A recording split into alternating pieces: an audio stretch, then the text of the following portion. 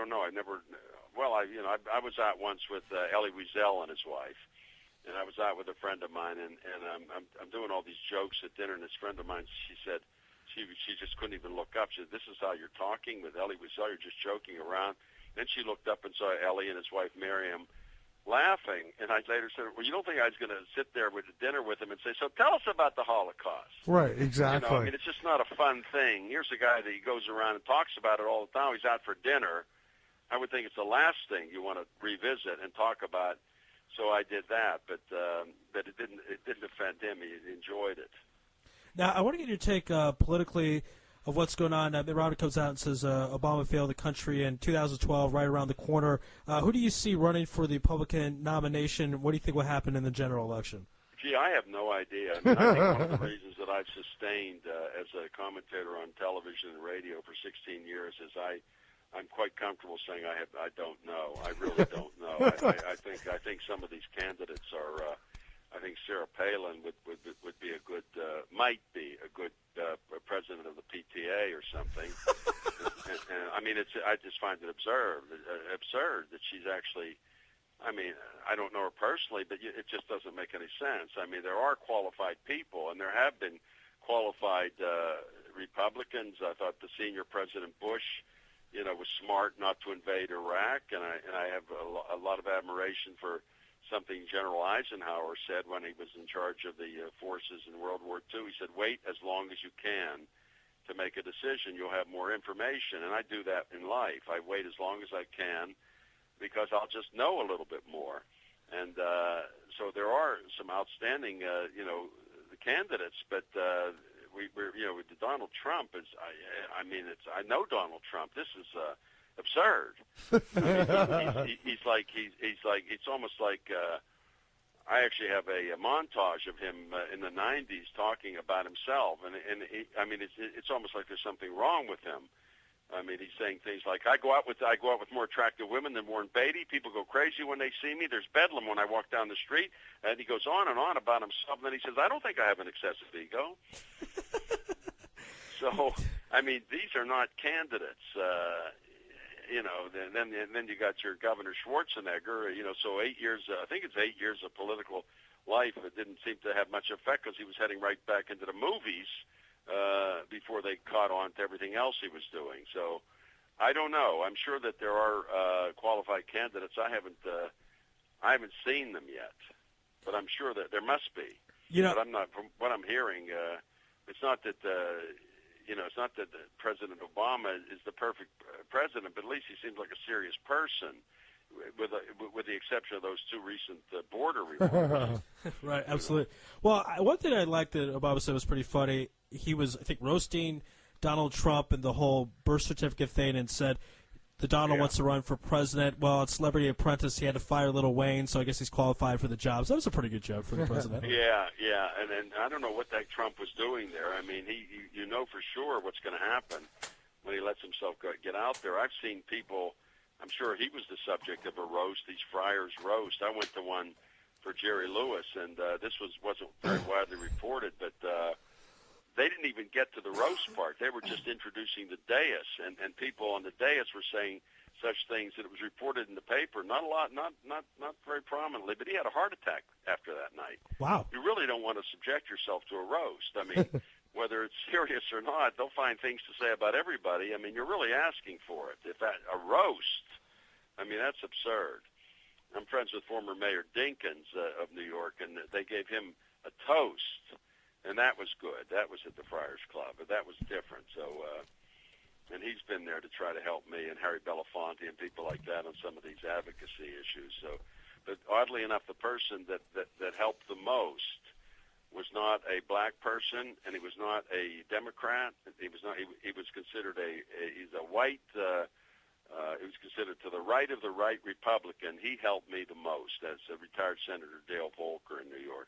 So you never know. Right. Sometimes you don't quite know who you're dealing with. That you can touch somebody, and people aren't who you may think they are. You go a little deeper, and he and I have remained friends because he was there right until this woman was about to be, everything was in place. She was supposed to be released, yet she wasn't being released. And he he got on the phone and on the car phone with the Commissioner of Corrections in New York, who instructed the people at Bedford Hills, let her out, because there are people there, power trippers everywhere, who even though you've been granted clemency and you're released, they'll still find a reason to keep you there. I mean, that's a big problem in life. It's not just in the prison system. It's everywhere. There are people that want to exert power, and to me they look like fools.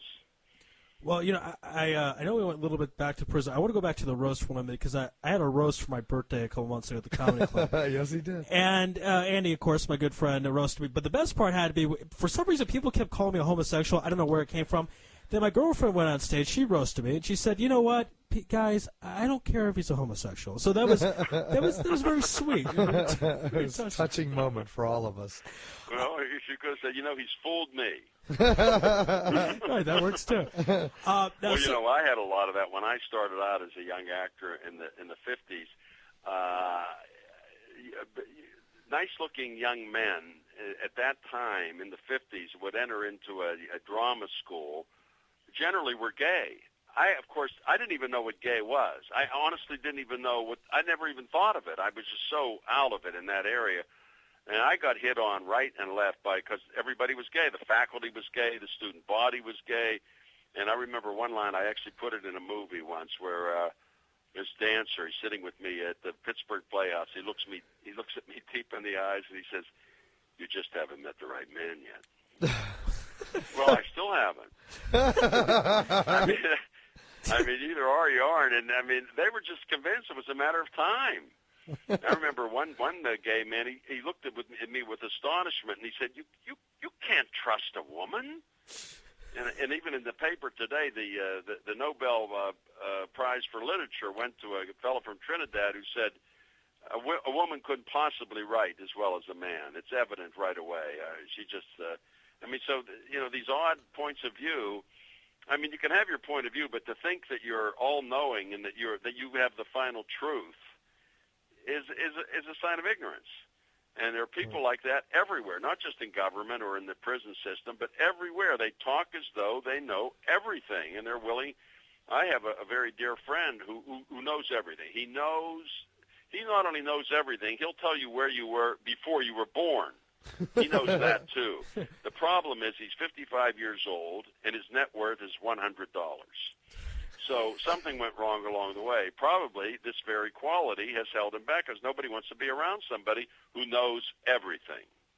Well, if I would turn on, let me tell you something about Israeli radio, like that kind of thing. I can relate to being hitting on by guys. Now, Andy's been with me when this has happened. We go to different restaurants and stuff. And one guy was hitting on me a lot, and then he explained to me that his marriage didn't work out. I told Andy that, and he's like, yeah, that's because he's gay. So a marriage to a woman wouldn't work out. So. Oh, gee, yeah. It's what's sad is. What's sad for me is when people, I never had to deal with it, thank God. I can't even imagine it. But, it would be pretty sad if you're trying to live a life where that's not you. Right. As I say, that's not a conflict I ever had to deal with. But I can't even imagine trying to pretend to be somebody you are. You're just not that person, But that's one dilemma. In a very strange way, Matilda Cuomo, who's the mother of our governor of New York, she's got a new book out, and she asked me to contribute an essay, The Person That Most Changed My Life. And it was, oddly enough, it was a tragic event. It was my father who in my mind, probably wasn't sudden. It seemed to me sudden because when I was 18, he suddenly died. And how that changed my life is after that, everything negative that happened to me, in the back of my mind, something would say, compared to what? Right. And that's one of the reasons I've been able to sustain any kind of setbacks, because nothing really gets to me because I have that in the back of my mind, and other things like the boy who died between Iraq and Afghanistan. Compared to what? What am I supposed to feel bad about? So I don't. I can only feel bad on behalf of others, but in terms of myself, I never have a poor man. Never. It's impossible for me to feel that. We all got to count our blessings. One question before we let you go, because it is IsraelSportsRadio.com. We're in the midst of the NBA Finals, and Game 3 is going to be played on IsraelSportsRadio.com. Want to get your prediction. Are you a Heat fan, Mavericks fan? Who do you like in the series? I'll tell you what happened to me. I was a rabid sports fan. Basketball, there I'd be, all the New York Knicks, the New York Mets, the New York Giant football team. I mean, really about as serious as you could get. And then, little by little, over recent years, the more and more I got involved with prison, with advocacy for people in prison, and I'd see these pictures in the paper with people shooting their hands up in the air in great excitement and passion, and I realized that was completely missing everywhere on behalf of people unjustly in prison, and it turned me off. I still hope those teams win. They're not in the finals, the Knicks, but the answer to your question is I would have no idea. I don't even know who's in the finals. But I'll tell you, when I was your guys' age, I was right in there. But my experiences these last 16 years has just taken me somewhere else, and it's really because there's no passion for injustice in America as I can see it. I mean, I'm sure there are among some people, but it has not captured the consciousness in this country, obviously the way sports has. So I would say to you, enjoy it. I hope the team you root for wins. and my son actually works. My son is only 23, but he already works for HBO Sports, and he's already been on camera as a boxing analyst. Oh, wow. So he's still in that period. And I used to be. He was an undefeated boxer, and so was I when I was a teenager. So at that period, and you guys are still in it, and enjoy it. So you particularly can enjoy it because you're living in Israel. I think it's great that you're